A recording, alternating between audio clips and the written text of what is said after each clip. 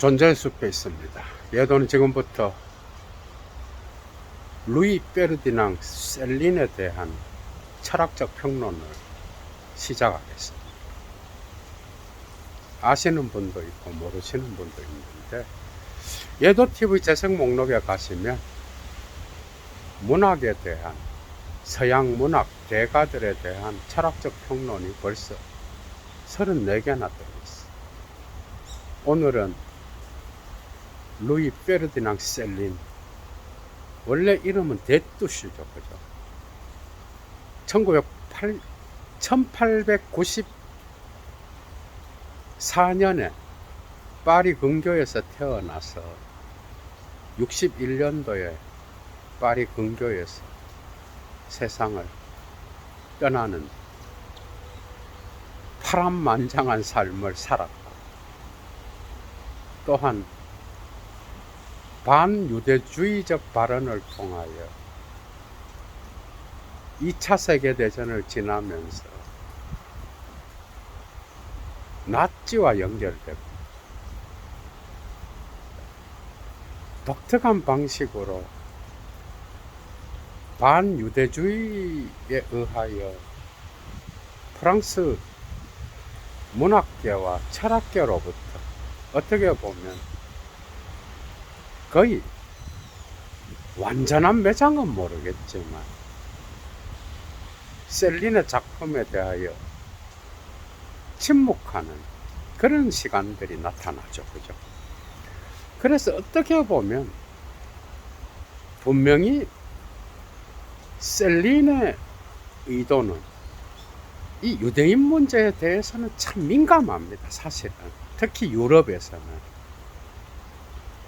유럽 사회에서 당시에 유대인들이 금융권을 지배하고 있었고요. 거기에 대하여 어떻게 보면 상당히 많은 지성인들이 비판적 시각을 갖고 있었어요. 그런데 셀린이 원하지 않았던 방식으로 역사는 돌아갔어요. 그게 뭔가 하면은 나치와 연결되고 아우슈비츠, 그 참혹한 거죠. 비참한, 정말 인류 역사에서 입으로 담기 어려운 그 무시무시한 역사에 의하여 셀린이 아우슈비츠를 만든 것도 아니지만 어찌되었건 프랑스를 피해서 그죠, 독일을 지나 덴마크로까지 망명을 가서 살다가 전쟁 이후에 51년도에 특사로 다시 프랑스로 돌아오게 되는데, 그래서 그의 작품들은 대가들에 의하여 많이 언급되지 않았어요. 특히 유대인이었던 데리다와 레비나스, 그 다음에 하이데거의 존재론에서 밤의 존재론, 바깥을 봤던 블랑쇼, 그 다음에 특히 셀린의 32년 작품인 밤 끝으로의 여행, 그죠? 바야지 오브 드 라 누이라고 하는 이 작품은 정신분석과 정말 밀접하게 관계됩니다. 예도도 보면서 이 작품은 거의 락강의 상징계, 상상계, 실제계와 연결해서 얼마든지 풀어낼 수 있어. 그럼에도 불구하고 셀린에 대하여서는 많은 대가들이 침묵할 수밖에 없었다. 전쟁 이후에 아우슈비츠에 대한 강력한 비판, 그죠? 나치에 대한 거죠. 그런 것들이 사회적 언거조문과 연결되었잖아요. 특히 그것을 주도했던 사르트르는 이 셀린에 대한 어떤 반유대주의적 팜플렛을 도무지 받아들일 수 없었어요. 그럼에도 불구하고 사르트르는 자기 품에 셀린의 밤 끝으로의 여행을 끼고 다녔다 그래. 요거는 예도가 소르본 형님으로부터 들은 이야기예요. 요 이야기. 그러니까 사르트르는 상당히 사회 참여적이고 실천적이고, 그 다음에 반유대주의와 같은 그것이 또한 나치와 연결되잖아, 그죠? 그걸 수용할 수 없는 거야. 응? 그걸 수용할 자가 누가 있어? 그러나 셀린은 거기에 대하여 반유대주의를 폈던 게 아니라, 어떻게 보면 그 당시에 상징계를 지배했던 신에 의하여 선택된 자들, 아버지의 이름, 자본주의 산업사회에서 20세기 초반에 유럽의 상황에 기존 질서의 부의 문제, 그죠? 이런 것에 저항했던 거예요. 어떻게 보면 신에 의해 선택된 자들, 아버지의 이름을 지배했던 그러한 권력에 대하여 저항했을 수도 있어. 그것은 결코 아우슈비츠에는 동의하지 않았어. 이해가 되죠, 뭔 말이지. 그럼에도 불구하고 역사는 그렇게 흘러가지 않습니다. 그래서 어떻게 보면 51년도에 다시 프랑스로 돌아와서도 거의 10년 이후에 61년도에 세상을 떠나니까 10년간의 삶도 그렇게 평탄하지 않았어. 반유대주의, 나치의 어떤 그런 만행에 자기는 원하지 않았지만 동조했던 그런 문학가로서, 그죠? 독특하게도 또한 셀린은 의사였잖아, 그죠? 그러나 또한 밤끝으로의 여행은 자선적 소설인데, 그 의사는 뿌띠 부르주아의 삶을 영위하지도 못해.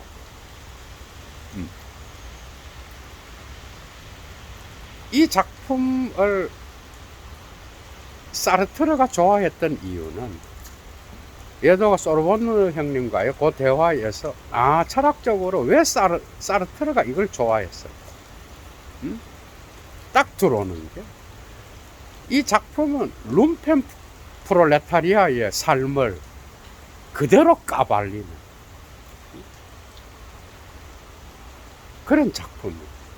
사르트르는 너무너무 좋아하고, 물론 문학적인 어떤 그러한 표현이나 글들도 뛰어나지만은, 이 작품은 철학적으로 볼 때는 인간의 밑바닥의 삶, 그죠? 그래서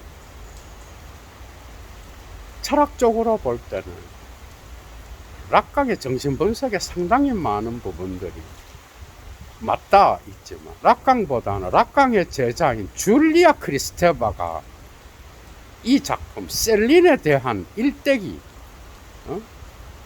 반유대주의로 인하여 문학계와 철학계로부터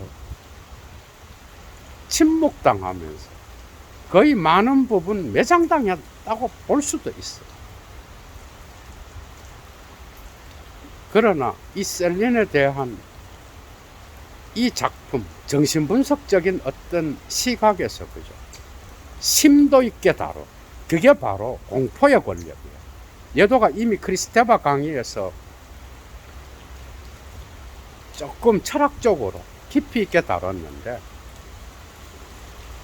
한 6개가 있어요. 예도TV 재생 목록에 가시면 줄리아 크리스테바, 여성 정신분석학자. 그러니까 대가들 중에서, 포스트 모더니즘 중에서도 대부분이 침묵하고 심도 있게 다룬 학자가 크리스테바야. 그것도 80년대 돼서야.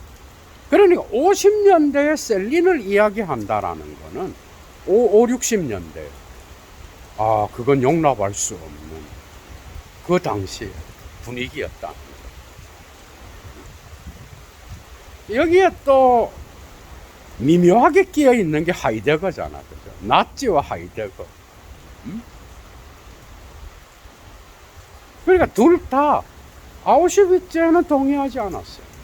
그러나 반유대주의의 어떤 이런 거, 이 하이데거는 또한 독일 국가의 어떤 그 당시의 분위기와도 연결해서 봐야 돼. 그러니까 셀린이 하이데거보다는 훨씬 더 프랑스인들이 그 반유대주의를 통한 그 나치를 전쟁 이후에 수용할 수 있겠어? 어림도 없지. 거의 그 프랑스 사회에 있었으면 사형당했을 거야. 셀린은. 그래서 망명을 갔다가 51년도에 오는데, 정말 파란만장한 삶을 살았던 작가야. 여기에 대한 것은 이런 정도로까지 하고,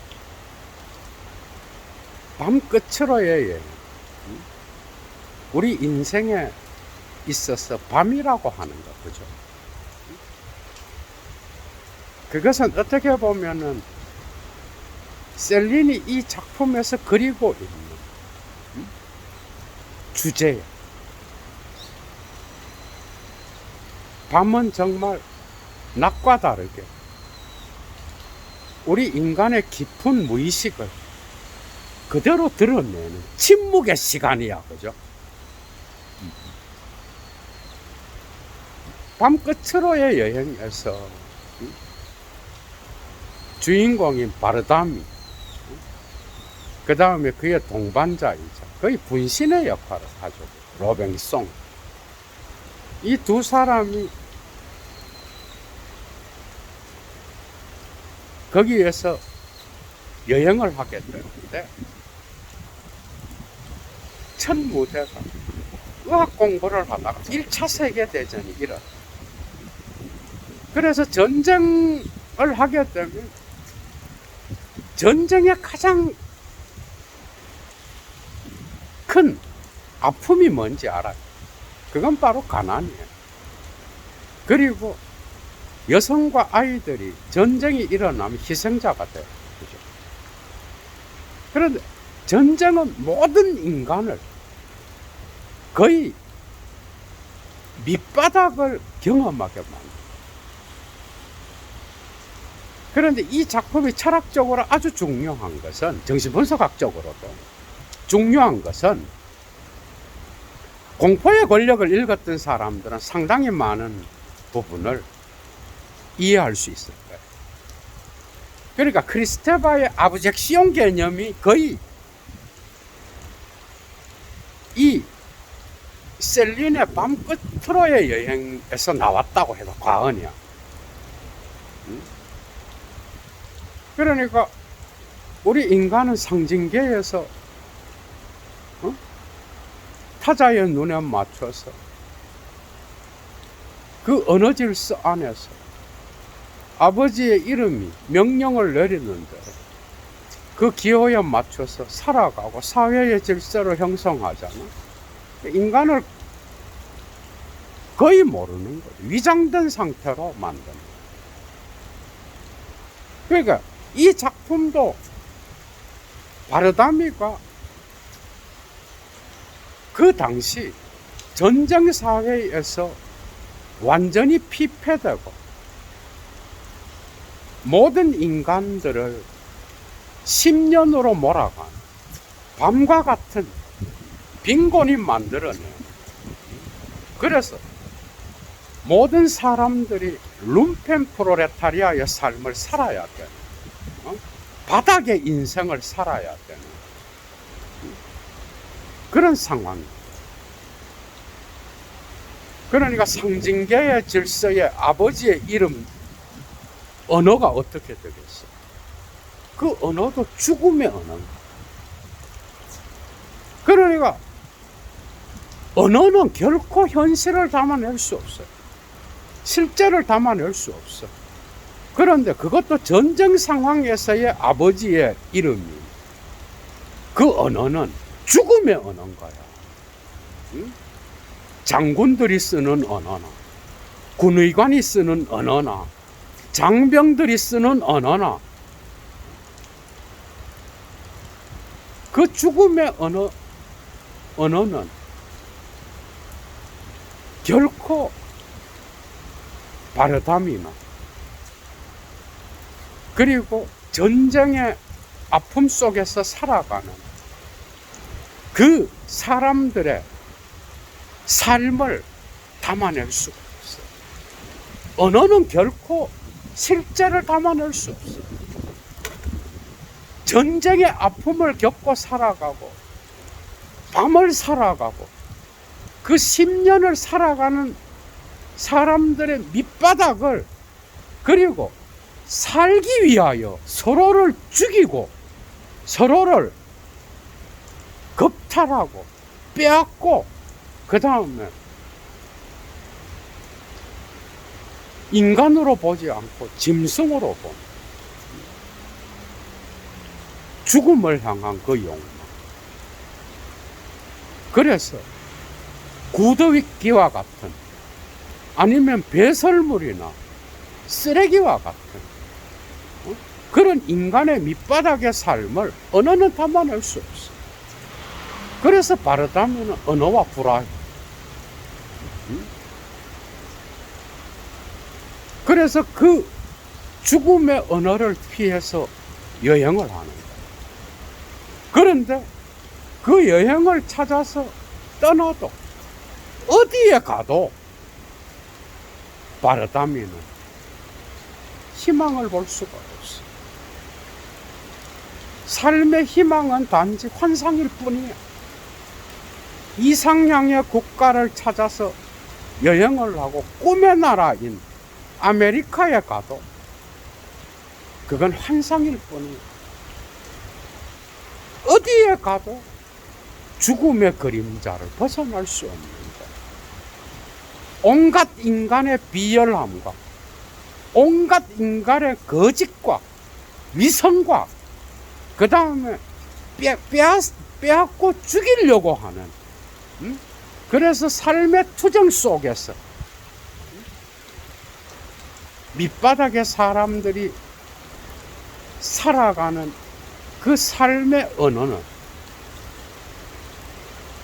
욕과 언어와 비속어밖에 없는. 그러니까 그 삶을 그대로 담아낼 수 있는 거는 언어가 아니라 욕이야, 욕. 그래서 이 작품은 많은 사람들이 프루스트의 잃어버린 시간을 찾아서와 비교를 하는데 그런 정도로 탁월한 작품이긴 하지만 완전히 대조적이죠.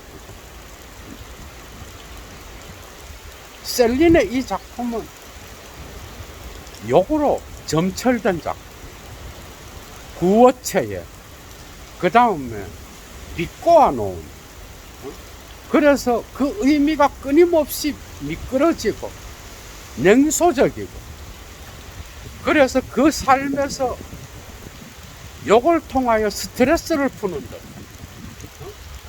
그래서 그런 언어로 밖에는 그 삶의 진실을 표현할 수 없는 이상향을 찾아, 빛을 찾아서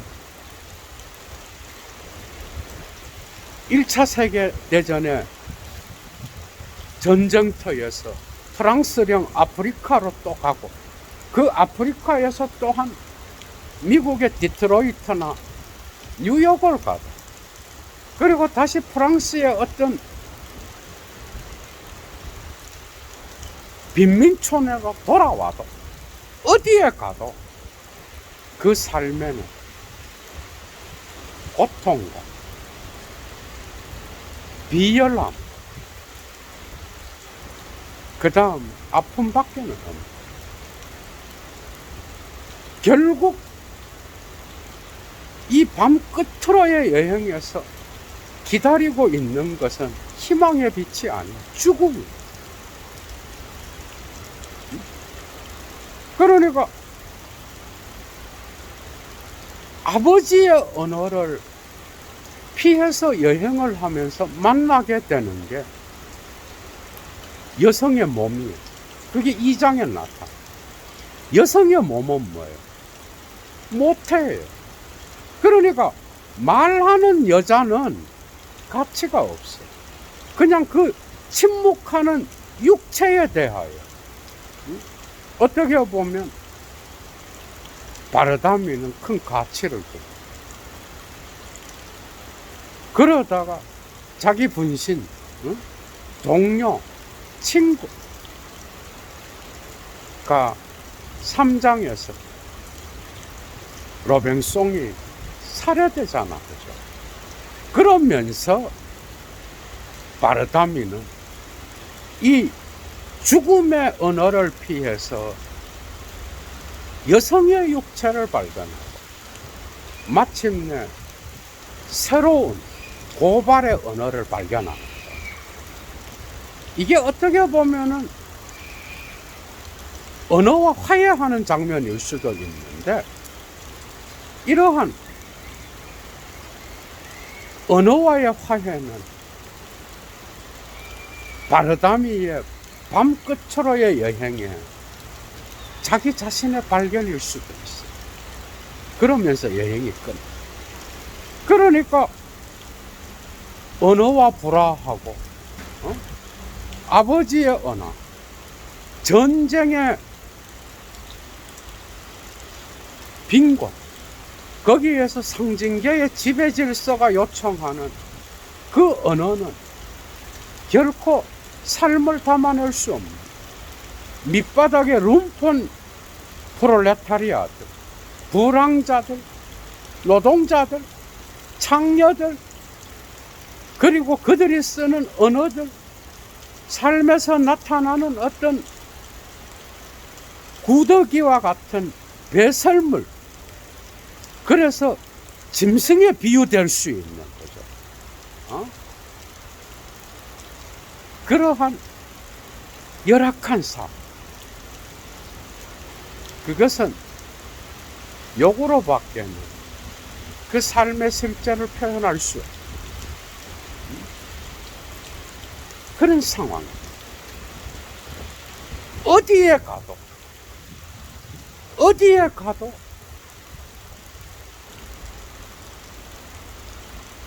낮은 존재하지 않고 빛은 나타나지 않고.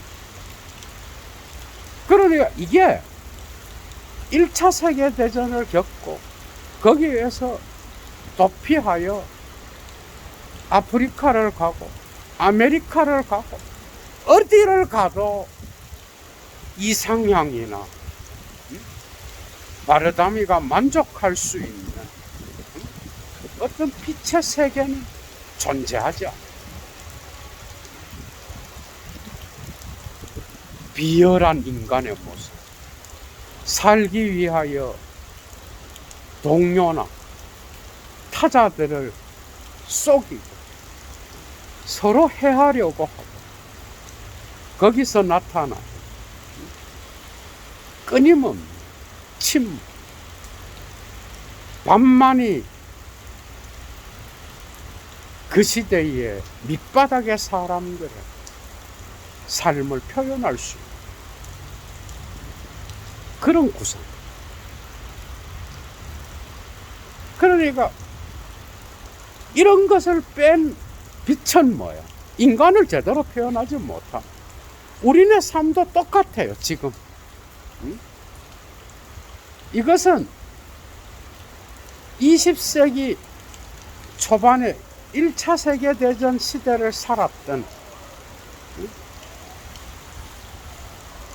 셀린의 상황, 바르다미의 어떤 그 고통의 시간들 일 뿐만 아니라 오늘날의 우리의 모습이에요. 우리는 단지 그걸 감추고 살아갈 뿐이에요.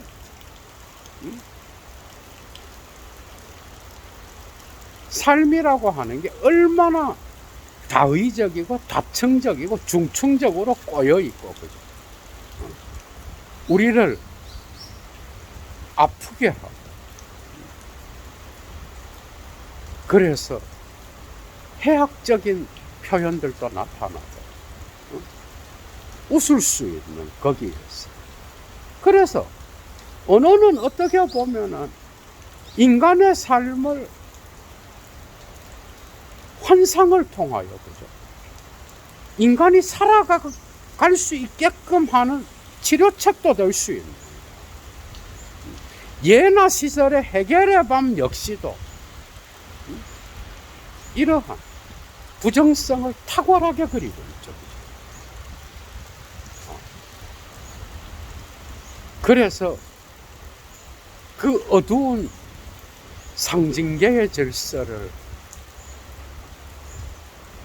도피하여 끊임없이 여행하지만 그 끝에는 죽음이 기다리고, 우리의 인생도 똑같아. 미화시키고 좋은 것만 보고 빛을 보고 살아가는 사람 역시도 마음의 내면에는 이러한 어두운 밤을 다 감추고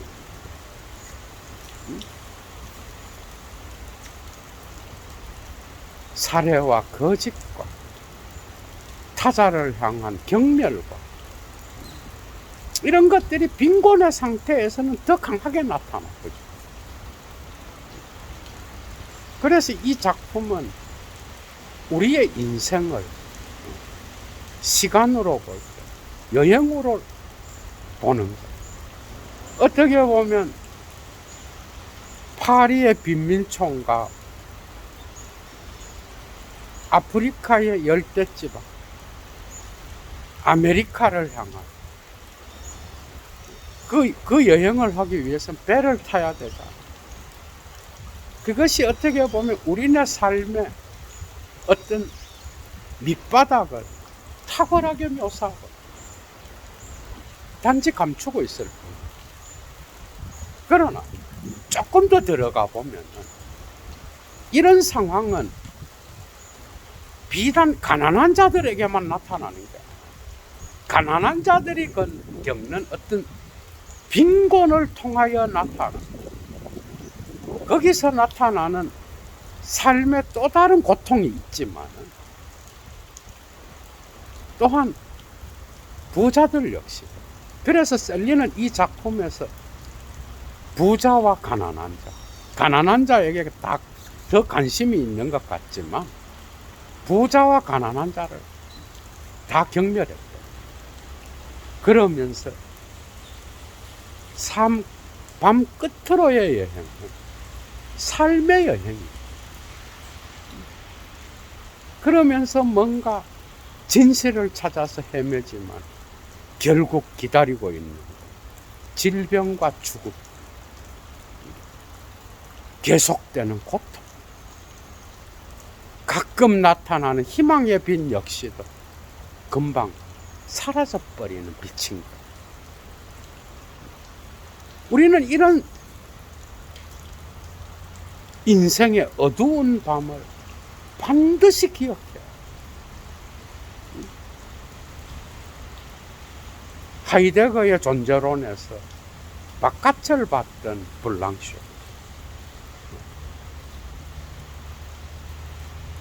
그래서 어떻게 보면은 우리의 인생은 아부젝시용, 크리스테바예요. 어두운 밤, 어머니의 육체, 그것은 언어로 표현될 수 없어. 그것은 오직 침묵을 통해서만 도달할 수 있어. 그것이 어떻게 보면 언어의 극단의 지점, 도달할 수 없으면서도 도달할 수 있는.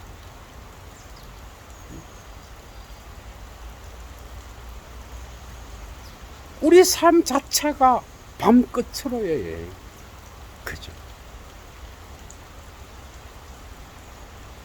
그러니까 사르트르가 이 작품을 끼고 다닌 거. 사르트르만큼 그 사회의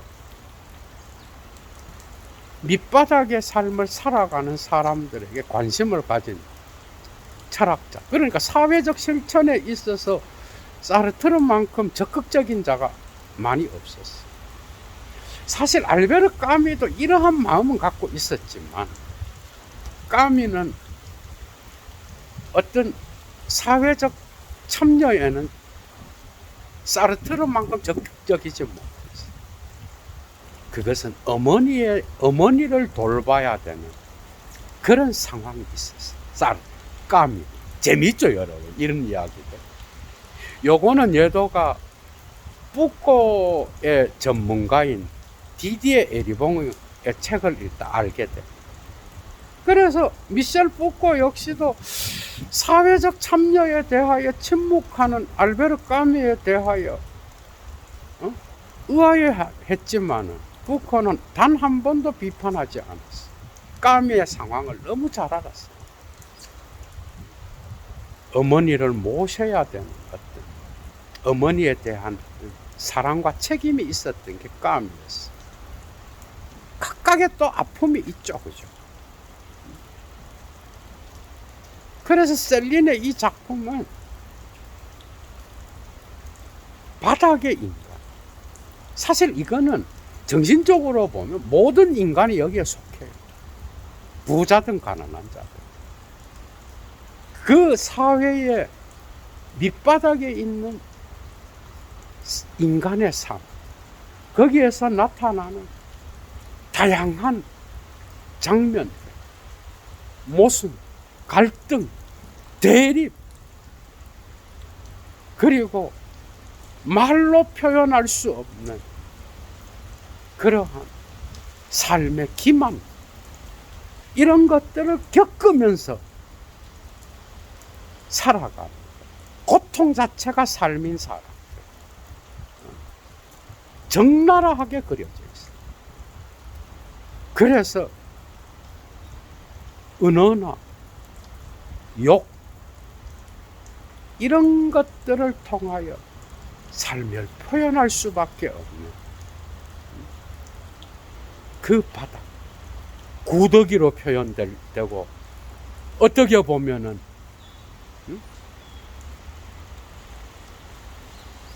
쓰레기는 배설물로밖에 표현될 수 없는, 그래서 언어에 의해서 상처받고 언어를 배설함으로써 그 상처를 또한 바깥으로 발설할 수밖에 없는 우리네 인간의 삶,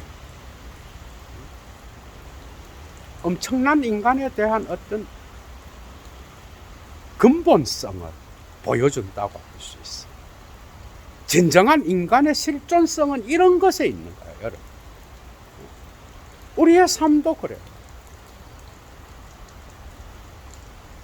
그래서 인간이 노동을 하는 게 아니라 노동이 인간을 잡아먹는. 그래서 가난을 통한 질병과 어디에도 기댈 데 없는, 그리고 관조할 수 없는 그런 피로와 시간 없음, 이런 모든 것들이 다 표현돼요. 비열함과 배신, 거짓과 술수와 모략, 살기 위하여 인간이기를 포기할 수밖에 없는 그러한 장면들. 너무너무 가슴 아픈, 그러나 인간으로 살아간다는 게 무엇인지, 밤 끝으로의 여행에서 기다리고 있는 것은 결코 찬란한 햇빛이 아니라 회색빛의 아침이라고 하는 것. 이 작품은 혁명을 기다리지도 않고 어떤 미래의 이상향을 꿈꾸지도 않고 단지 현대인들의 어떤 오늘날의 사람들이 읽어도 그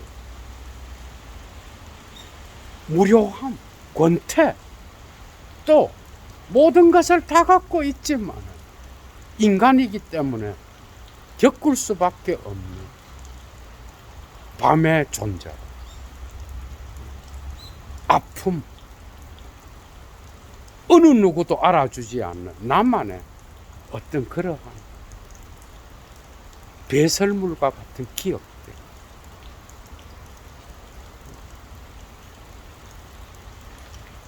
그래서 그 회색의 아침 역시 마지막 지점에서 우리 인간을 기다리지. 우리네 삶 자체가 이런 고통의 시간으로 점철되어 있다는 거, 그죠?